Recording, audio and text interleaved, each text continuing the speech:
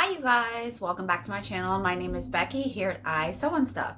So I missed my Get the Look Thursday and I was super late on the Thrift With Me Tuesday and I'm a day late on the Sew With Me Sunday.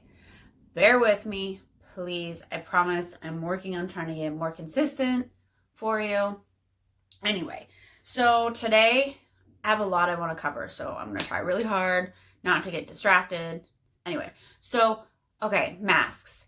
I still don't have my elastic that I have ordered almost a month ago from two separate places. One, the package is still in freaking Queens, New York, and is not even in transit yet. The other one, the last tracking information, I have is from the 22nd, and I have no idea where it's at. And I don't know what's going on. So I am making some masks with ties, and I'm going to explain why that is a pain in the butt for me. So you start off with strips of fabric, right? These are already ironed and ready to be sewn together.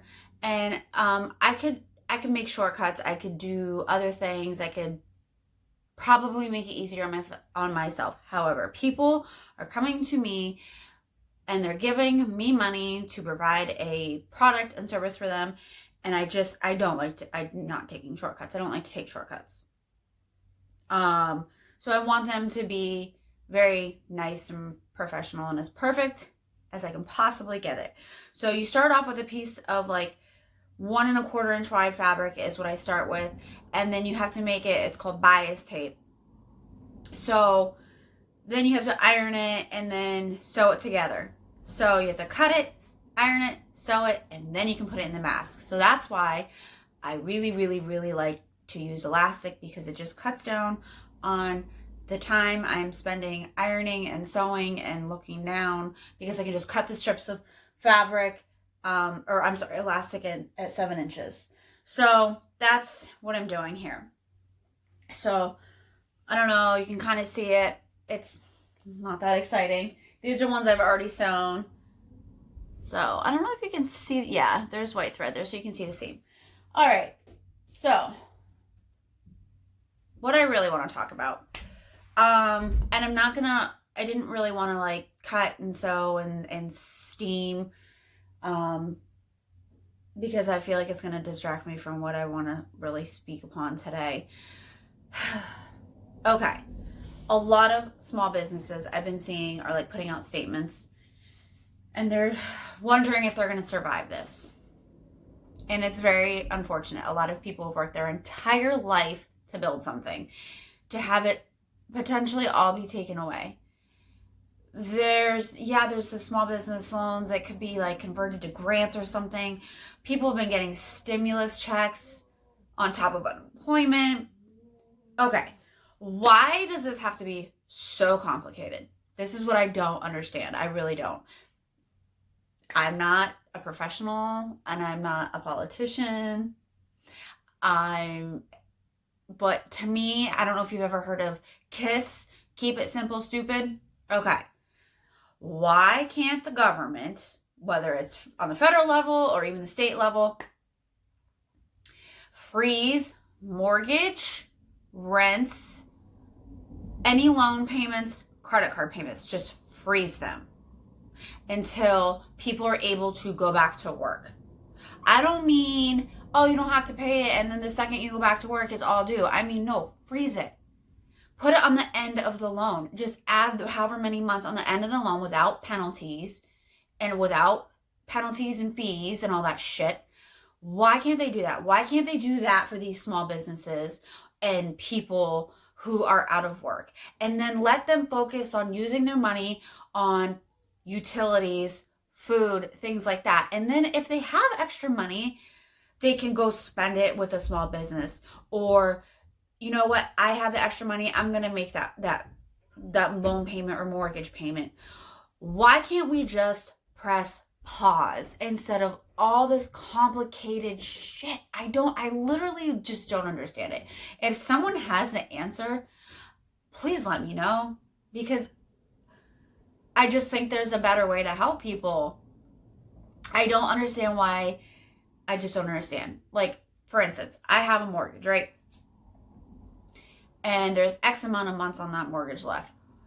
If I'm out of work for 3 months, 4 months, 5 months, however many months it is, mortgage company, don't pay your mortgage. We're going to add that 5 months at the end of the loan. So they're still going to get paid. It's going to be later, but there's not that pressure. So then I would be able to and feel comfortable saying, hey, you know, because I have a small 2-unit tenants. Don't worry about rent until you get your job back. And then it's just an effect that could go down and help everybody. But you're going to force businesses to close because they're deemed non-essential. They have no real way of like getting revenue to pay these bills they still have to pay. It doesn't make sense. Yeah, some landlords are doing what they can, but some are not able to. So, I mean, because it's a ripple effect. So if it starts at the top, big banks, big mortgage companies, big this, freeze payments for people that you talk to that have lost their jobs from this until the economy gets going again. And I just feel like that would help a lot of small businesses. They would be able to open back up and not worry about losing everything. Because it really sucks too that if they did save up however much money they were able to save up for emergencies, I'm sorry, but a forced government shutdown does not necessarily seem like something that someone plans on saving for. So all that money that they did save for an emergency, like, yes, this is technically an emergency, but emergency repair wise, like if you have to close for a week or two, that type of emergency. Not you cannot open your doors and do a business emergency. I'm sorry, but like most people are not prepared for that. People are not prepared for that. Businesses are not prepared for that.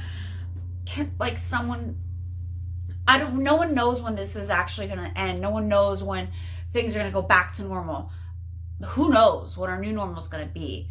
But instead of like making all these small businesses jump through all these hoops and this and that to try and get a loan, and who needs a loan? Who wants to incur more debt to stay open during this?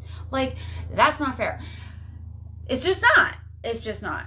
So why can't mortgage companies and loan companies and car places and all these places just all work together and be like, all of this is frozen until you can open your doors back up, and we're just going to add it at the end of your loan.